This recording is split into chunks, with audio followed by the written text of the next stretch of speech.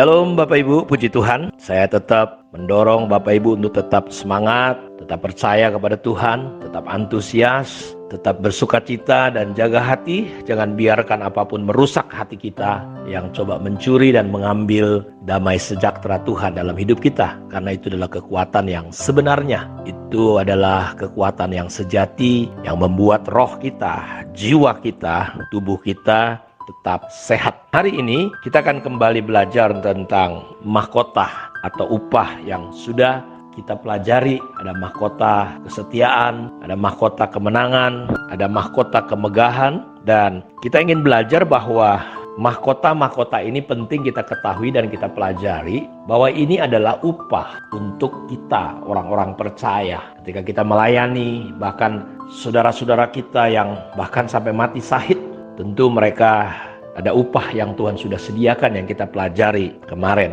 Jadi Alkitab menulis bahwa bagi kita yang percaya tersedia upah bagi Bapak Ibu semua, yaitu reward yang kita peroleh sebagai bagian dari pelayanan kita di muka bumi ini. Segala sesuatu yang kita kerjakan, jerih payah kita di dalam Tuhan tidak akan pernah sia-sia. Ingat dan garis bawahi kata-kata ini. Jerih payah kita di dalam Tuhan tidak akan pernah sia-sia. Kita perlu memahami ini, bahwa keselamatan itu tidak bersyarat. Saudara diselamatkan tanpa membayar apapun, tanpa melakukan apapun. Tetapi janji atau upah atau mahkota itu bersyarat. Jadi kesalahan banyak orang, dia coba menukar jerih payahnya dengan keselamatan. Ingat, kita bukan karena berbuat baik kita selamat. Kita sudah diselamatkan karena percaya kepada apa karya yang Tuhan sudah berikan di atas kayu salib. Kita berbuat baik. Jadi kita berbuat baik bukan supaya selamat, tetapi kita berbuat baik karena Tuhan sudah menyelamatkan kita. Jadi keselamatan bukan usaha manusia. Dalam Efesus 2 ayat 1-10, kamu dahulu sudah mati karena pelanggaran-pelanggaran dan dosa-dosamu. Kamu hidup di dalamnya karena kamu mengikuti jalan dunia ini. Karena kamu mentaati penguasa kerajaan angkasa, yaitu roh yang sekarang sedang bekerja di antara orang-orang durhaka. Sebenarnya dahulu kami semua juga terhitung di antara mereka, ketika kami hidup di dalam hawa nafsu daging dan menuruti kehendak daging dan pikiran kami yang jahat. Pada dasarnya kami adalah orang-orang yang harus dimurkai, sama seperti mereka yang lain. Tetapi Allah yang kaya dengan rahmat, oleh karena kasih-Nya yang besar yang dilimpahkannya kepada kita, telah menghidupkan kita bersama-sama dengan Kristus. Sekalipun kita telah mati oleh kesalahan-kesalahan kita, oleh kasih karunia kamu diselamatkan. Dan di dalam Kristus Yesus, Ia telah membangkitkan kita juga dan memberikan tempat bersama-sama dengan Dia di sorga. Supaya pada masa yang akan datang, Ia menunjukkan kepada kita kekayaan kasih karunia-Nya yang melimpah-limpah sesuai dengan kebaikan-Nya terhadap kita dalam Kristus Yesus. Sebab karena kasih karunia, kamu diselamatkan oleh iman. Itu bukan hasil usahamu, tetapi pemberian Allah. Itu bukan hasil pekerjaanmu. Jangan ada orang yang memegahkan diri. Karena kita ini buatan Allah, diciptakan dalam Kristus Yesus untuk melakukan pekerjaan baik yang dipersiapkan Allah sebelumnya. Ia mau supaya kita hidup di dalamnya. Jadi kita ditebus, kita dilayakkan, bukan karena saudara baik, bukan karena apapun. Karena tidak ada satu orang pun yang baik,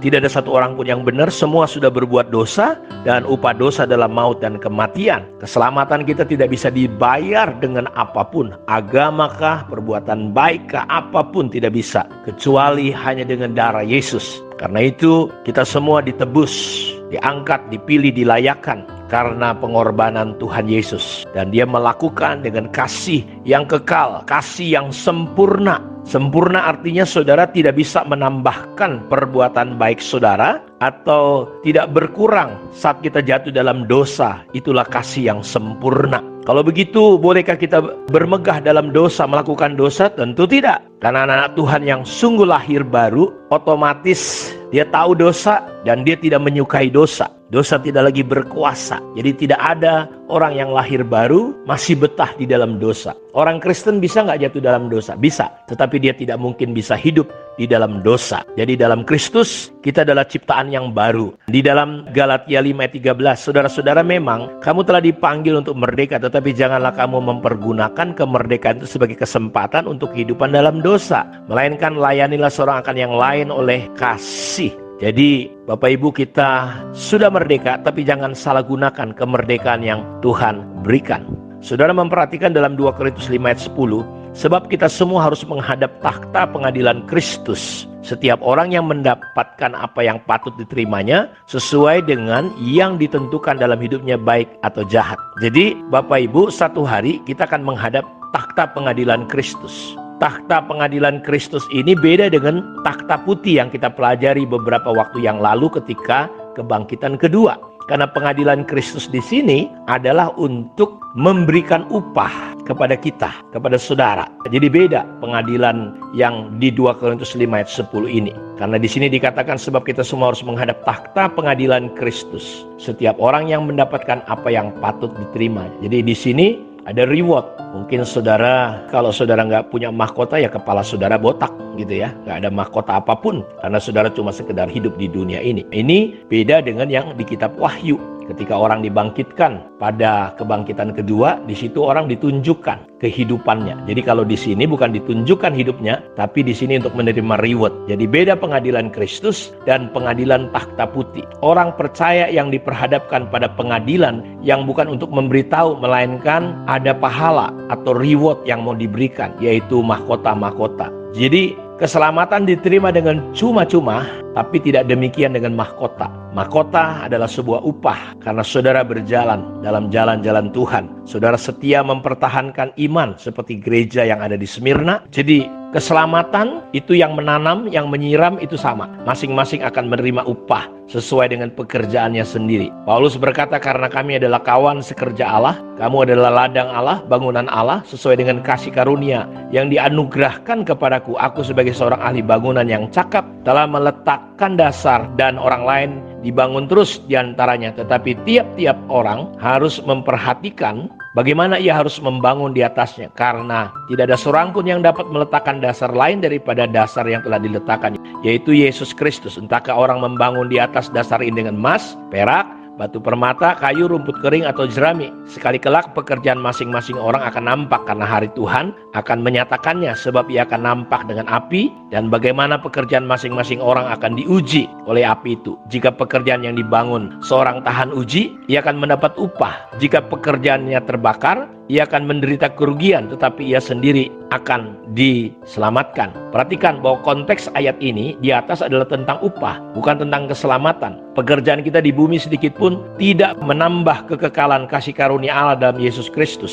Pelayanan kita harus menentukan upah yang akan kita terima. Tapi kita tidak boleh mengatakan bahwa tidak penting mahkota. Dan saya berharap saudaraku, pelajaran tentang mahkota ini, upah ini, bisa memotivasi kita lebih lagi giat di dalam Tuhan. Jangan pernah berkata nggak penting mahkota asalkan sudah masuk surga. Saya perlu ingatkan kita bahwa mereka yang lahir baru memiliki benih ilahi dari Tuhan yang membuat selalu bergelora, selalu semangat untuk melakukan sesuatu bagi Tuhan. Bukan karena kewajiban, tapi justru karena kita mengerti akan kasih Tuhan yang besar. Dengan demikian pekerjaan ini dilakukan atas dasar syukur terima kasih kita kepada Tuhan. Kita bisa melayani. Karena itu Bapak Ibu tahu bahwa kalau kita cuma untuk diselamatkan, begitu kita selamat lebih bagus kita mati. Tetapi kita masih hidup di dunia untuk apa? Untuk mengerjakan pekerjaan yang telah diciptakan Allah sebelumnya. Jadi satu hari saudara bisa malu loh ketika Tuhan datang. Pernah nggak kita bayangkan, seperti saya katakan tadi, bahwa setelah kita terima Yesus kita nggak langsung mati, tapi kita masih hidup. Tujuannya apa? Supaya kita bekerja selagi hari siang.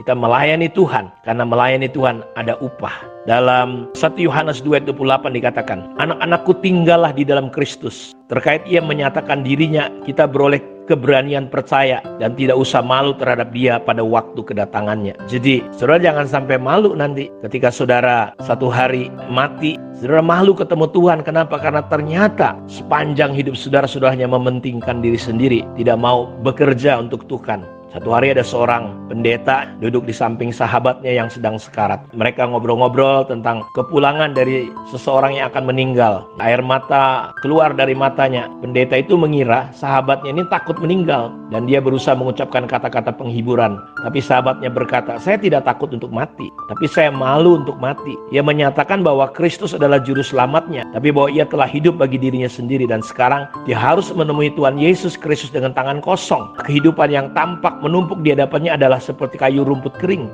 jerami. Dia selamat, tapi dia hanya memiliki sedikit pekerjaan yang bernilai kekal untuk dibawakan pada Tuhan. Jadi jika pekerjaan itu terbakar, ia akan menderita kerugian, tetapi ia sendiri akan diselamatkan, tetapi seperti dalam api. Saya berdoa, saudara, engkau bisa bangga ketemu dengan Tuhan, tidak perlu berasa malu, karena engkau tidak melakukan apapun selama engkau hidup di dunia ini. Kiranya Tuhan memberkati kebenaran tentang upah dan mahkota yang datang dari Tuhan. Shalom.